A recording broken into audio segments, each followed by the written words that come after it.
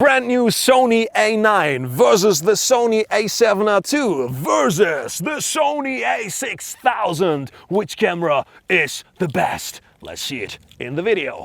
My name is Benjamin Jaworskyj, photographer and adventurer. 10 years ago, I started to teach myself photography. Today, I travel the world as a professional photographer and filmmaker. Learn from my experiences, mistakes and tips and join me on my photography adventures.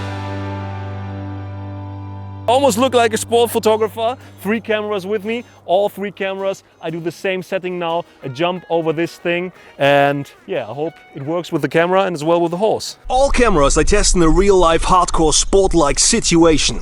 All on JPEG, all on white balance auto, and we start shooting before sunset at a cloudy day with some rain.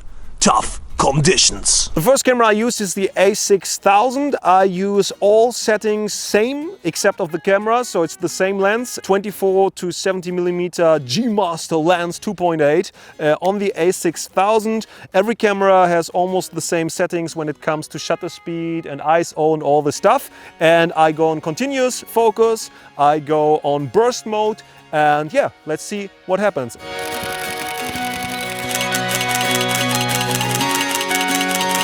Now it's a7RII with the same lens, same settings, everything. Let's go there. Let's just have a look.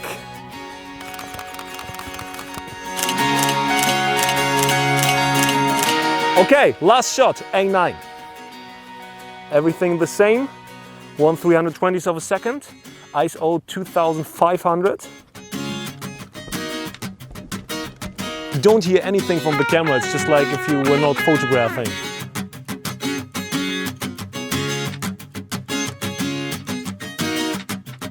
Okay, the rain is too much. Let's get inside the hole and see how all the cameras perform in low light conditions. The next challenge is the weird low light challenge, and I'm right now in a horse hall, I would call it. There's a friend of mine, Katrin, she's riding on her horse, and I tried to capture it with all 3 cameras. So first, A9. So right now I just pull the focus, and as you can hear nothing because it's just silent. It's so strange to photograph like this.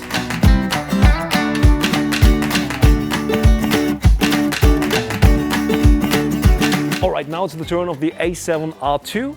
I have the same mode now as with the A9. All right, the shutter sound is a bit louder.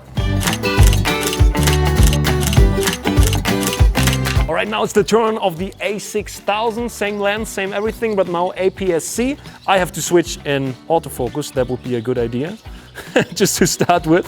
So, continuous focus is on. There she comes. That thing is fast. a6000, I tell you. That's the camera I use for wildlife most of the times.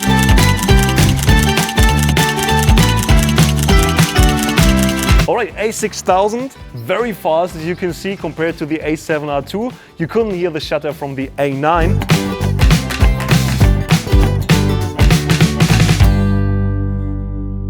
It's a new day, I'm back on my computer, just saved all the images I took yesterday, and it was a whole lot of images, and now we have a result. We compared all the different images, all the series we took with each other, and we have a winner. But before we come to the winner, I tell you everything about the different cameras. So let's compare everything together. We have white balance.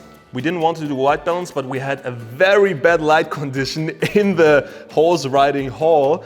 So we did white balance as well. We have noise with all the cameras. We have autofocus, of course, and we have burst with all the cameras. And in autofocus, there's as well sharpness, because if it's not in focus, it's not sharp, it's blurry. So we put everything together, and in the end, we will have a winner. Let's see what it is. So white balance, it's clearly the A9. In an indoor situation like yesterday, the light was greenish. From outside was the setting sun with rain and dark clouds, not much light. All the cameras were on ISO 25,000 except of the a6000 that was on 16,000, and the best white balance had the A9. I didn't expect that. So A9, then I would say a6000, and then I say a7RII, but that might be because of the picture style, which is in the a7RII. That's my landscape camera, and there's landscape on, so more color, so more green, so but last place for a7RII. Noise, as mentioned, 25,000 with all the cameras except the a6000. Best noise, I would say, on that high ISO had the a7RII. Then I would say it's the A9. It was a bit worse than with the a7RII, and then the a6000, but who had guessed that? The maximum is 25,000. Both of the other cameras can do much higher ISO.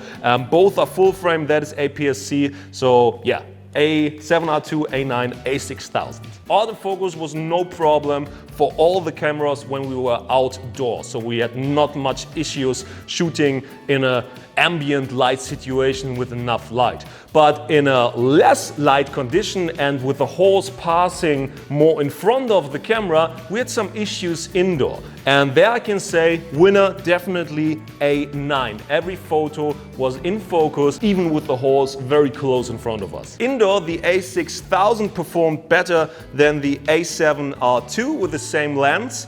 I don't know why, but we had some pictures, especially when the horse was close on the a7RII, which were not totally in focus, and with the a6000 we had no problem. And the last thing is the burst mode, and as already mentioned before, in the same amount of time that was happening, like 2 to 4 seconds of action, we took with that camera, with the A9, 82 to 86 pictures, while the a7RII only took 10 pictures, and the a6000 took around 27 to 38 pictures. So almost double the amount of the A9 of the a6000. So quite astonishing. So definitely winner, then a6000, and then a7RII.